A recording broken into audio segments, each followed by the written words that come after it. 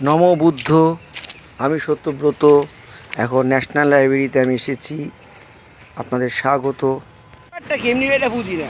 এটা বুঝতে গেলে তার তোমার হেডে খাইছে তারপরে হেডে ওপেন করতে না এটা কি এখানে খেলা তো হচ্ছে, কোথায় জানো? এখানেও খেলা হচ্ছে কি? তো তাহলে এটা মানলে তো বুঝতে পুরো অ্যাপটা মার ও এটা খেলা মোবাইলে সব বার হয়ে যাবে। তো তোমার ভিডিও করতে এর ভেতর ডকুমেন্ট সব মোবাইল আছে। ও এটা এর হোয়াটসঅ্যাপে মারলেই তো বার হয়ে যাবে সব। ও এ টু জেড তো হোয়াটসঅ্যাপ দিচ্ছে। US, Australia. ও সব দেশের খেলা এখানে দেখা যাবে? না খালি ইন্ডিয়া। ও একটু বুঝা এটা কি ব্যাপারে আছে। এই তো আমি বুঝি না তো। এটা কি, এটা খেলাটা কোথায় হচ্ছে? খেলাটা এখন আজকে খেলা হচ্ছে হায়দ্রাবাদ। হায়দ্রাবাদ। এখানে কি হবে আমাদের? এখানে টিভিতে দেখাবে। ও টিভিতে দেখবো? তাহলে মাঠে কেন আসবি? তাহলে ঘরে বসে দেখা যাবে না? ও এটা এই ক্লাব যারা আছে, যতগুলো ক্লাব আছে রেস করছে, আচ্ছা। ওইখানে দেখা যায়। এটা এটা কি, এটা মানে পয়সা আমরা কিভাবে পাবো? ওইখানে ঘোড়া আছে। আচ্ছা, এটা তো বুঝান লোককে। হ্যাঁ ঘোড়া আছে হ্যাঁ 8টা, 10টা, 5টা, 4টে। হ্যাঁ। আপনি ফার্স্ট হবে ধরতে পারলে এইখানে যা প্রাইস আছে, কত টাকা পাবে মোটামুটি? 10 টাকার 11 টাকা পেতে পারেন, 10 টাকা 400 টাকা পেতে পারেন। ও আপসেট বলে না, যে ঘোড়া ল্যাংড়া যাবে না সে যদি যেতে তখন ভালো দর পায়।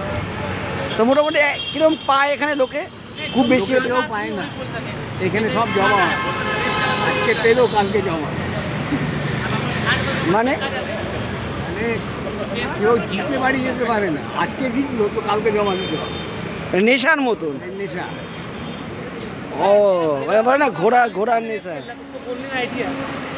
না আমি ধরো নতুন লোক কেউ আসতে চায় এই নেশাতে, সে কি করবে? সে আসতে পারবে না, মানে কি করে করবে, সে জানবে কি করে? টিকিট কাটবেন, ঢুকবেন, ঢুকে তারপরে? 50 টাকা টিকিট দিয়ে ঢুকতে হবে আগে। আচ্ছা, আর টাকা লাগাবে কোথায়? টাকা ওখানে কাউন্টার আছে। মানে কত নম্বরটা এর যা আইডিয়া নেই না? আমি কি করে বুঝবো যে এই ঘোড়াটা জিতবে বেশি? ওই যারা বোঝে তারাই তো পাবে, আর যারা বুঝবে না তারা পাবে কোথায়? ও, আপনি মোটামুটি ভালো বোঝেন ব্যাপারটা। মানে ঘরে টাকা পৌঁছাবে না তাই তো?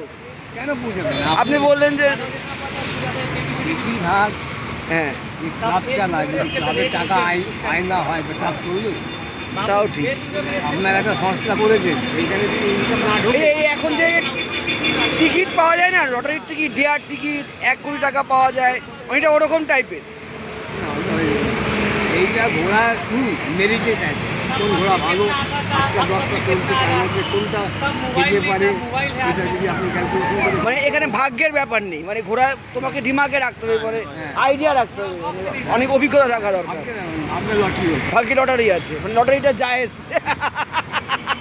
টাকা 1 কোটি দিচ্ছে, আসল বাড়ি দেখবেন না সামনে কে দিচ্ছে। হ্যাঁ, ওই 1 কোটি দেখায় না, ওদিন সব না নেতারা তো পায়, দেখি লোক পায় কোথায়? অনুব্রত পেয়েছে, তার মেয়ে পেয়েছে, এখানে হিসেবে পাওয়া খুব মুশকিল।